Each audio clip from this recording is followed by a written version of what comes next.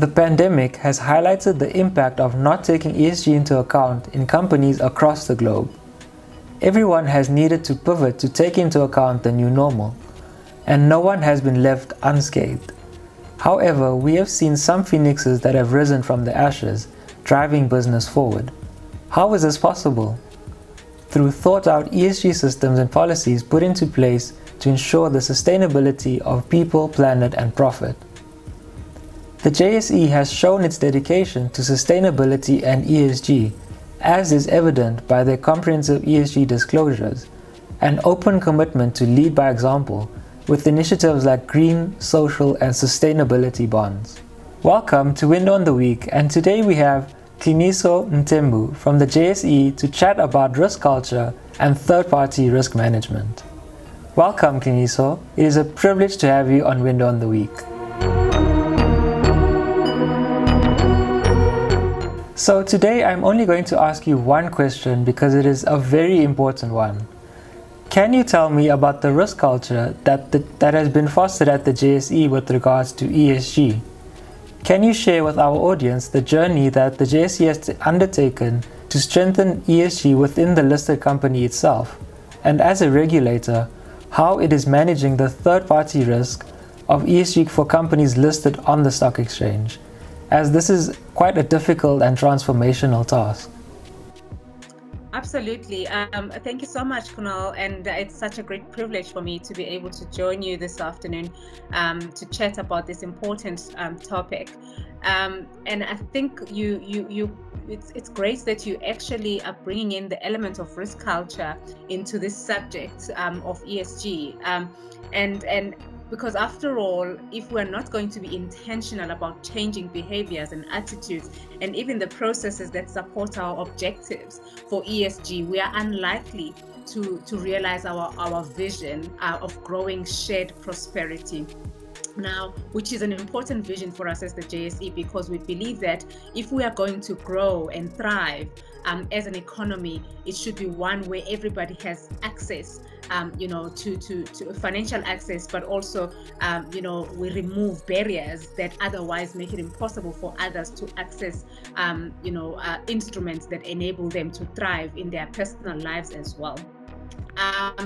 But to your point, as a JSE, we find ourselves in quite an important influencer role, which, as you've rightly said, we ourselves are a listed company, and they're important, role. It's an important role that we need to play in terms of fostering the right behaviors for those that are actually looking to us, to determine how they should be acting. But also, we've got an important role as an exchange, and we'll talk about that just now. We also have an important role as a regulator. Now, if I were just to look at our role as an exchange, or rather our role as a company, a listed company ourselves, what we have done and what we continue to do is we ourselves, have committed to leading by example, invisibly and measurably integrating ESG and SDGs into our operations.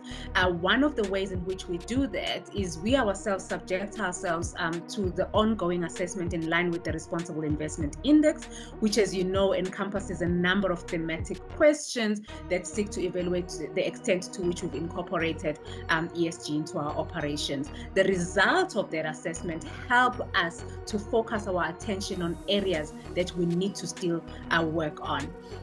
One of the areas, as an example, that we've done really well in leading from the front on ESG as a listed company is in the gender and racial diversity that you find in our board, even at Exco as well. And I'm just citing that as one of the examples that demonstrates our commitment to lead from the front. But as an exchange also, again, as an influencer of the right culture, we as you know, we have introduced and continue to explore how we can increase the spectrum of sustainability focused products, and in that way make sure that investors out there have a number of options to choose them that help them choose those instruments that are most friendly to the environment, so to speak.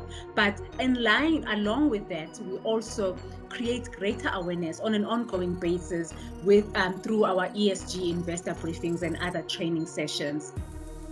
But also, as a regulator, a point you spoke about earlier, we have an important role of also using both the regulatory and non-regulatory instruments to influence behavior. Now, one of the ways in which we do that is that we mandate integrated reporting for listed companies, as an example, in terms of which they have an obligation to report not only on the financial elements of their business practices, but also on the non-financial elements, which then enable them to disclose their practices. And that way, the investors out there are able to make investment decisions that are best aligned to their values. And so finally, we also are actively engaging with and contributing to the work of the regulators. We also are in touch with the King Committee and contributing to the work that's going on there in terms of how we are going to continuously shape regulation in this space. We are also part of some of the global bodies that are exploring the future direction of regulation in this area. And I hope all of this does show you the extent to which we are seeking to actively foster the right culture when it comes to ESG.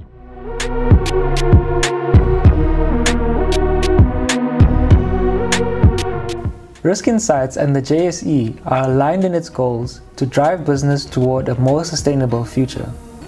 We understand that ESG is no longer an idea, but a necessity to ensure the longevity of not only the business, but the planet and its people. I am Kunaal Kalyan, your host on Win on the Week, and thank you for joining us for another exciting episode. We look forward to seeing you next week. Stay safe.